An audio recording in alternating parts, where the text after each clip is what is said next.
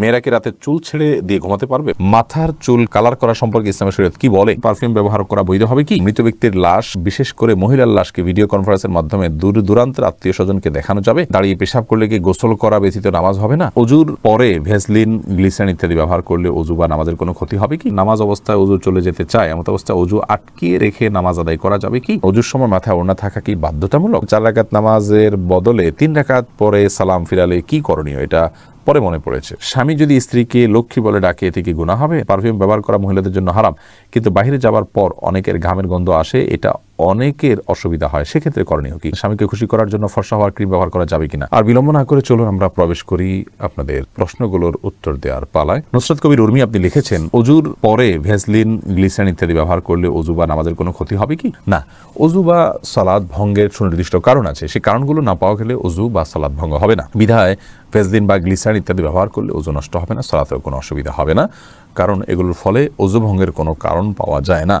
অজু ভঙ্গের মৌলিক কারণ হলো শরীর থেকে যদি নাপাক বের হয় বা নাপাক বের হওয়ার মতো যথেষ্ট সম্ভাবনা তৈরি হয়, তাহলে সেক্ষেত্রে অজু ভঙ্গ হয়। এছাড়া সাধারণত অজু ভঙ্গ হয় না। অতএব ভ্যাসলিন, গ্লিসারিন ইত্যাদি আপনি ব্যবহার করেছেন, কোনো নাপাক বের হয়নি আপনার শরীর থেকে, বিধায় অজু ভঙ্গ হবে না। এমনি সাকিব মাতব্বর লিখেছেন, নামাজ অবস্থায় অজু চলে যেতে চায়, এমন অবস্থায় অজু আটকিয়ে রেখে নামাজ আদায় করা যাবে কি? অবশ্যই আটকিয়ে রেখে আদায় করা যাবে, তবে স্বাভাবিক অবস্থায় অজু আটকিয়ে রেখে তারপরে ওই অজু দিয়ে নামাজ পড়া উচিত নয়। তবে নামাজের মধ্যে যদি আপনার অজু ভাঙার বা পেশাব পায়খানার বেগ হয়, তাহলে সে বা বায়ু নির্গত হওয়ার বেগ হয়, তাহলে সেটাকে আটকিয়ে রেখে সালাত কমপ্লিট করা যেতে পারে, যেহেতু সালাত কমপ্লিট করা আল্লাহর কর্তৃক নির্দেশিত। আল্লাহ আমারকুমাল্লাহ বলেছেন। এরপরে মোহাম্মদ আরাদ আবদুল্লাহ আপনি জানতে চেয়েছেন, দাঁড়িয়ে পেশাব করলে কি গোসল করা ব্যতীত নামাজ হবে না? দাঁড়িয়ে পেশাব করলে যে গোসল করতে হবে এমনটি বাধ্যতামূলক নয়, বরং দাঁড়িয়ে পেশাব করার পরও আপনি গোসল ছাড়া নামাজ আদায় করতে পারেন। দাঁড়িয়ে পেশাব করতে গেলে যদি আপনার শরীরে কোথাও ছিটে ফোঁটা লাগে বা পেশাব লেগে যায়, সেই জায়গাটা আপনি ধুয়ে ফেলবেন, ধুয়ে আপনি সালাত আদায় করতে পারবেন।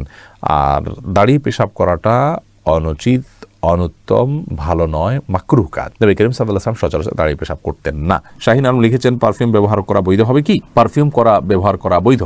পারফিউমে যে অ্যালকোহল আছে, সেই অ্যালকোহলের কারণে অনেক ওলামা ইকরাম নাজায়েজ বলেন, তবে অ্যালকোহল ছাড়া অনেক পারফিউম আছে, সেগুলো তো অবশ্যই জায়েজ হবে। আর অ্যালকোহল থাকলেও নাজায়েজ হবে যে সেটি নিশ্চিত নয়, অনেকের মতে নাজায়েজ হবে, অনেকের মতে জায়েজ হবে, কারণ অ্যালকোহল পান করা হারাম হলেও সেটি কাপড় চোপড়ে লাগলে যে নাপাক হয়ে যাবে ব্যাপারটা সেরকম নয়।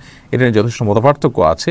সবচেয়ে ভালো হয় অ্যালকোহল ছাড়া অনেক পারফিউম বাইরে রয়েছে, সেগুলো ব্যবহার করা, কিংবা আপনার আতর ব্যবহার করা। আমি ব্যক্তিগতভাবে অ্যালকোহল সহ পারফিউম ব্যবহার করাটাকে জায়েজ মনে করি। এরপরে প্রশ্ন করেছেন হাবিবা, আপনি লিখেছেন, অজুর সময় মাথায় ওড়না থাকা কি বাধ্যতামূলক? অজুর সময় মাথায় ওড়না থাকা বাধ্যতামূলক নয়, বরং মাথার ওড়না ফেলে কেউ যদি অজু করেন, অজু করতে পারেন। যদি তাকে কোনো গায়রে মাহরাম পুরুষ দেখার আশঙ্কা না থাকে, তিনি মাথার কাপড় চোপড় ফেলে, ওড়না ফেলে মাথার, তারপর তিনি অজু করতে পারেন। বরং আমরা যখন অজু করার জন্য মুখমণ্ডল ধৌত করব, তখন আমাদের কাপড় যদি মাথায় থাকে, অর্থাৎ ওড়না যদি টানা থাকে, তাহলে সেক্ষেত্রে এগুলোতে কিছুটা হলো পানি লেগে যাবে, ভিজে যেতে পারে। এই জন্য মাথার ওড়না না রেখে অজু করা যাবে। যদি মাথার ওড়না রেখে আপনি অজু করেন এবং আপনার ওড়না খুব একটা না ভেজে আপনার অসুবিধা না হয়, আপনি করতে পারেন।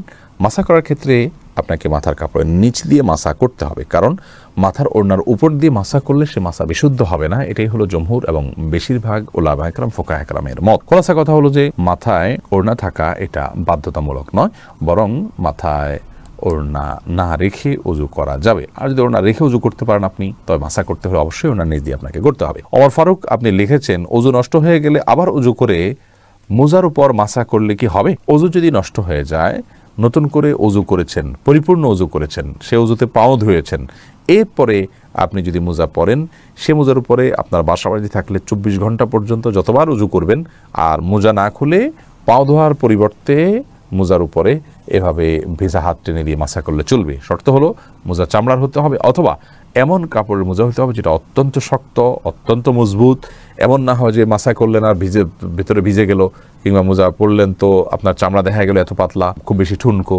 বরং খুব মজবুত ধরনের কাপড়ের মোজা যদি হয়, যেটা পরে দীর্ঘ পথ হাইটে যাওয়া যায়, এরকম মোজার উপরে মাসা করা জায়েজ হবে। সুইট আপেল আশিক আইডি থেকে আপনি লিখেছেন, গরুর ভুঁড়ি খাওয়া যাবে, জায়েজ হবে কি? গরুর ভুঁড়ি খাওয়া জায়েজ আছে। আপনি যদি খেতে আপনার রুচিতে না করলে আপনি খাবেন না, এটা আপনার রুচির ব্যাপার, কিন্তু এটাকে পাক করে ধুয়ে পরিচ্ছন্ন করে আপনি খেতে পারেন, জায়েজ আছে। সুমন আহমেদ আপনি লিখেছেন, 4 রাকাত নামাজের বদলে 3 রাকাত পরে সালাম ফিরালে কি করণীয়? এটা পরে মনে পড়েছে। ফরজ নামাজ যদি 4 রাকাত যায়, 3 রাকাত সালাম ফিরে ফেলান। তৎক্ষণাৎ মনে পড়লে তো আরেক রাকাত পরে শেষ দিলি নামাজ হয়ে যাবে, কিন্তু আপনি উঠে চলে গেছেন অন্য কাজ টাজ করছেন, তারপরে মনে পড়েছে, তাহলে আবার আপনাকে সে সালাত আদায় করতে হবে। নাইমা সুলতানা আপনি লিখেছেন, অজু করার পর সাবান ব্যবহার করলে অজু হয় কিনা? অজু হবে, কোনো অসুবিধা নেই, সাবানের ব্যবহার করলে অজু ভঙ্গের কোনো কারণ হয় না। এরপর আশিক রহমান আপনি লিখেছেন, মৃত ব্যক্তির লাশ, বিশেষ করে মহিলার লাশকে ভিডিও কনফারেন্সের মাধ্যমে দূর দূরান্তের আত্মীয় স্বজনকে দেখানো যাবে? মৃত ব্যক্তির লাশ যদি নিজের কোনো আত্মীয় স্বজনকে দেখান দূরের, আর মৃত ব্যক্তি মহিলা হয়, যাকে দেখাচ্ছেন তিনি যদি তার মাহারাম হয়, তাহলে দেখালে গুনাহ হবে না। তবে সেটাকে ভিডিও করে রাখা, ছবি তুলে রাখা অবশ্যই অনুচিত কাজ, কারণ মৃত্যুর পর মানুষের আকৃতিতে অনেক সময় পরিবর্তন হয়, কিছুটা বিকৃতি ঘটে থাকে। এগুলোকে ধারণ করা, রাখা বা বিভিন্ন জায়গায় প্রচার করানোর সময় মৃত ব্যক্তির জন্য অপমানের হয়, যেটা তিনি জীবদ্দশায় হয়তো পছন্দ করতেন না যে তার বিকৃত কোনো রূপকে কেউ প্রচার করুক, সেজন্য রেকর্ড করে রাখা অনুচিত। তবে লাইভে যদি দেখানো হয় তার কোনো মাহারামকে, যাতে পর্দার কোনো বিধান লঙ্ঘন না হয়, তাহলে সেক্ষেত্রে কোনো হারাম কিছু হবে না বলে আশা করি। তবে মনে রাখতে হবে, খুব দ্রুততার সাথে আপনার দাফন কাফনের ব্যবস্থা করা, এই সমস্ত লাইভ কনফারেন্স এগুলো করতে যেন খুব বেশি বিলম্ব না করা হয়, সে বিষয়টি অনেক গুরুত্বপূর্ণ। কারণ আসরি আবিল জানাজা হাদিসে আসছে, জানাজা খুব দ্রুততার সাথে তোমরা দাও। অ্যাঞ্জেল রুমি আপনি লিখেছেন, চোখে কাজল বা আইলাইনার ব্যবহার করে নামাজ পড়লে নামাজ হবে কিনা? নামাজ হয়ে যাবে। আয়েশা আক্তার দারুদ্দোলান আপনি লিখেছেন, পারফিউম ব্যবহার করা মহিলাদের জন্য হারাম, কিন্তু বাইরে যাবার পর অনেকের ঘামের গন্ধ আসে, এটা অনেকের অসুবিধা হয়, সেক্ষেত্রে করণীয় কি? তাহলে সেক্ষেত্রে ঘামের গন্ধ যাতে না আসে সেই পরিমাণ হালকা, যেটা দূরের অন্য কোনো মানুষের নাক পর্যন্ত যায় না, জাস্ট দুর্গন্ধ দূর করতে পারে, এইটুকু আপনি ব্যবহার করবেন। ইসরাজান আপনি লিখেছেন, স্বামীকে খুশি করার জন্য ফর্সা হওয়ার ক্রিম ব্যবহার করা যাবে কিনা? ফর্সা হওয়ার ক্রিম সম্পর্কে আগে আমরা বলেছি, এটা থেকে আদতেই কি পরিপূর্ণ মানুষের রং চেঞ্জ হয়ে যায় কিনা? যদি পূর্ণ রং চেঞ্জ হয়ে মানুষের আকৃতি পরিবর্তন হয়ে যায়, তাহলে সেটা তো জায়েজ নয়। আর হালকা একটু ফর্সা দেখায়, এরকম যদি হয় তাহলে ঠিক করা যেতে পারে। দিলেরিয়া আরিফ আপনি লিখেছেন, স্বামী যদি স্ত্রীকে লক্ষ্মী বলে ডাকে, এতে কি গুনাহ হবে? না, এতে গুনাহ হবে না। তবে লক্ষ্মী এটা হিন্দুদের দেবতার নাম হওয়ার কারণে এইভাবে এটাতে না রেখে এটা বোঝায় এরকম অন্য কোনো কিছুতে ডাকা ভালো। তাছাড়া কারোর প্রতি ভালো লক্ষণ আছে, এসব গুলোর ভিত্তিতে অনেক সময় লক্ষ্মী বলা হয়। তো এই সমস্ত দৃষ্টিকোণ থেকে লক্ষ্মী বলা জায়েজ নয়। এমনিতেই আপনার আদর করে কেউ লক্ষ্মী বলে ফেললো, ওই রকম কোনো দৃষ্টিভঙ্গি তার নাই বা মাথায়ও তার সেটি নাই, তাহলে সেক্ষেত্রে তিনি গুনাহগার হবেন, ব্যাপারটি সেরকম নয়। তবে